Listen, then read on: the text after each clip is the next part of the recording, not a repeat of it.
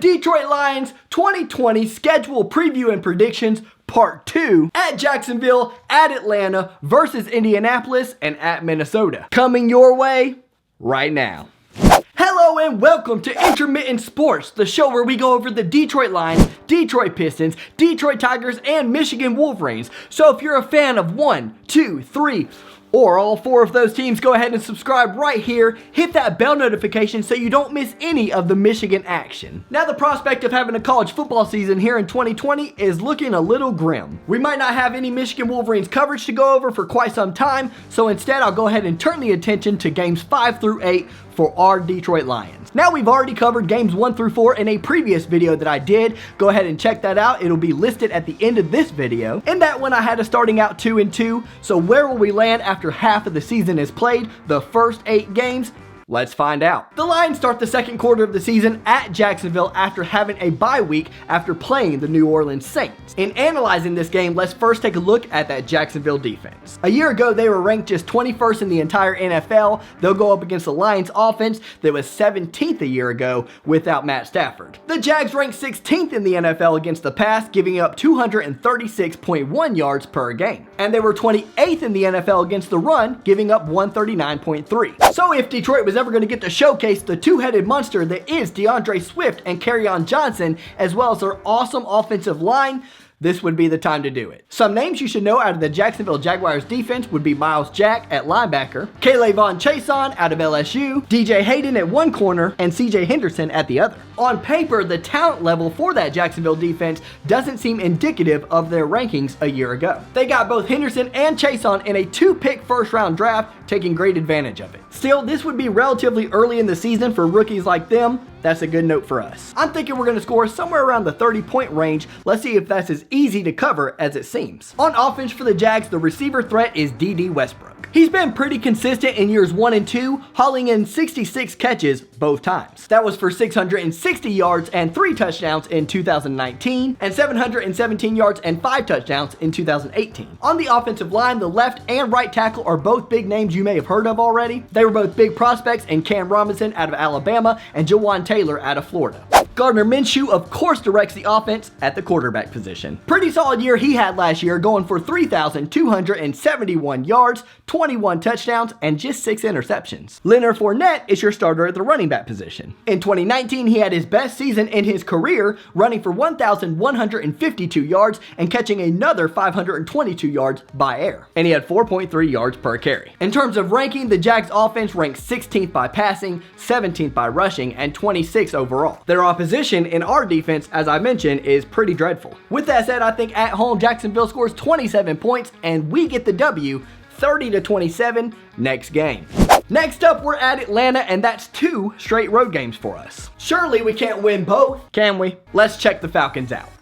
At this point in time, we should be fairly familiar with that Atlanta offensive unit. You have Julio Jones and Calvin Ridley at the wide receiver positions. That's about as dangerous of a duo as you're going to find in the entire NFL. Then there's Hayden Hurst at tight end and Matt Ryan at quarterback. The big addition is, of course, running back Todd Gurley in an offseason acquisition. That could be huge news for a team that ranked just 30th in the NFL in 2019 with only 85.1 yards rushing per game. Gurley, though, did have his worst season of his entire NFL career, gaining just 857 yards and having just a 3.8 yards per carry average. Personally, though, I think he bounces back and adds some pep in his step along with Atlanta's. That's me going on the record for this one. Julio had another wonderful year last year. That guy's just all world. 99 receptions, which was good for 6th in the NFL, 1,394 yards, which was good for 2nd. But he did just have 6 touchdowns. That was tied for 24th. He hopes to find pay dirt a few more times this year to really get his fantasy stock up.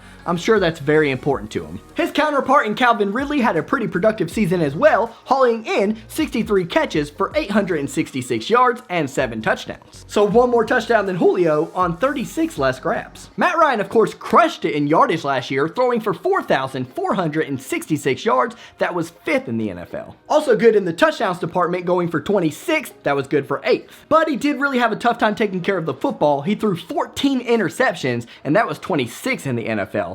That's not very good. On defense, the Falcons have Grady Jarrett at defensive tackle, Dante Fowler Jr. at defensive end, AJ Terrell at cornerback, and Ricardo Allen at free safety. They had just the 23rd overall defense in 2019. They were 22nd against the pass and 15th against the rush. Now, I really like that 22nd against the pass statistic. Expect for Matt Stafford to have a big day in this one. But also his competition and fellow Matt Ryan, will have a big day. This is a game where I think the Falcons are a little bit better than the Lions on paper, but not by much. To be honest with you, I would take the home team in this game no matter who it was. In this case, it's Atlanta. We fall to 3-3 in this game. It will be an absolute back and forth thriller. I'm gonna say Atlanta 34, Detroit 30. For me, it'll be one of those coulda, shoulda, woulda games for Detroit, where our offense just takes way too long to get started, and then we just pick it up in the fourth quarter and make it a real game. I really hope we get out of the habit of that in the future. Gotta find a way to get started earlier in games here in 2020, but until I'm proven wrong on that, I'm gonna think it.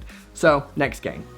In our third of 4 games that I'm going to cover here, we are at home, finally, against the Colts. Will we go 4-3 before we travel to Minnesota for a huge divisional bout? Let's find out. Now, as you probably know, the Colts brought in the one, the only, Phillip Rivers to be their quarterback this season. And as you also know, they still have T.Y. Hilton. He figures to be in his last contract year for Indianapolis. And that seems even more imminent with the draft picks of Michael Pittman Jr. out of USC and Paris Campbell out of the Ohio State University, both of which were taken in the second round. Outside of Hilton, then, the Colts receiving core is young, fresh, and did I mention young? Jack Doyle returns at the tight end slot. The Colts ranked 18th overall in team offense. They were 30th in the passing category, thus the aforementioned acquisitions of Phillip Rivers and the 2 draft picks. And they were 7th in rushing with Marlon Mack and now Jonathan Taylor. All in all, it's pretty clear that the Colts did some absolute work on this side of the ball to get better for 2020 and beyond. I think they're going to score a boatload on us. My exact guess is 31. That'll be tough to beat. Let's see if we're up for the task offensively. The Colts defense ranked 18th in team defense in 2019. Their pass defense wasn't as horrible as Detroit's dead last pass defense, but they were 23rd, so that's not very good, but they were 7th against the run. So that's kind of weird because Indianapolis's defensive ranks look a lot like their offensive ranks. Detroit should be able to throw the ball all day long against Indy, as will Indy do against us. That's the reason for the 31-point mark that I gave the Colts, and that's the reason for the 34-point mark that I'm giving us. We are not going to lose this game at home.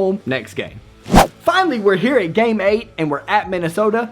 Let me give you a spoiler alert, we're not winning this game. But let me tell you why not. The Vikings have a stout defense led by Anthony Barr and of course Harrison Smith. They had the 5th overall team statistical defense a year ago. They were 15th against the pass, 13th against the run. Most notably helping them was that they forced 31 turnovers in 2019. Only 3 NFL teams did better in that category last year. And they gave up just 303 total points in 2019. That's only 18.94 points per game. So in that case, I'll give Detroit 20 and feel good about it. Now let's look at the other side of the ball and see how much we lose this game by. Detroit's total defensive points given up is almost 8 points higher than Minnesota's from a year ago. We're at 26.44 points per game. And Minnesota had the 8th best overall production in terms of points on the offensive side of the ball. They averaged 25.44 points per game. Now their passing offense was ranked 23rd and their rushing attack was ranked 6th. So it's no question what they want to do when they get the football. Their workhorse and Dalvin Cook went for 4.5 yards per carry, 1,135 yards, and 13 touchdowns. They do, however, figure to be a lot better in the passing game as they drafted Justin Jefferson out of LSU. He figures to be the day 1 starter opposite Adam Thielen. The guy getting the ball to them was mocked pretty good on TikTok not too long ago, where they did a collab of him throwing the ball and the guy on the TikTok acted like it was just way over his head. It was pretty hilarious. You gotta check it out. But I would argue that Kirk Cousins' 69.1% completion percentage last year is nothing to scoff at. So too is the 26 touchdowns compared to just 6 interceptions that he threw in 2019. That ranks 8th in both categories. He also added 3,603 yards to that. That's middle of the pack, 16th in the NFL. So let's see. I said we were going to score 20 points. I said we usually give up about 26.44 points per game. And I said Minnesota gets 25.44 points per game. But again, they added Justin Jefferson and the game is at home. Might not be a huge home field advantage with COVID going on, but home nonetheless. I think they're going to do above their 2019 seasonal average, just as I said we would on our offensive side of the ball. I'm going to say 31 points for the Vikings, 31-20 is your final score here. So halfway through the season, Detroit falls to 4-4 and 500 overall. However, I'd be relatively content with that. That gives us at least a fighter's chance at making the playoffs, and next we have Washington, Carolina, Houston, and Chicago. Those are all winnable games. But we better do some damage there because the games after that are losable. They are Green Bay, Tennessee, Tampa Bay, and Minnesota. However, 3 of those 4 games are at home, so I'm saying there's a chance. What do I think our final record's going to end up being? Do I think we're going to make the playoffs? You're going to have to stay tuned for quarters 3 and 4 of the season coming up soon. For now though, I hope you enjoyed this video. I hope if you're a Lions fan, you subscribe right here. Don't miss any of the action. We're going to be commentating live for the games. We're going to have Friday night live podcasts. We go over the Michigan Wolverines, the Detroit Pistons, and the Detroit Tigers as well. So if you're a fan of any of these teams on this here wall, we'd love for you to join us. Talk Detroit and Michigan sports with us, baby. That's all we ask. Until next time, God bless and go Lions.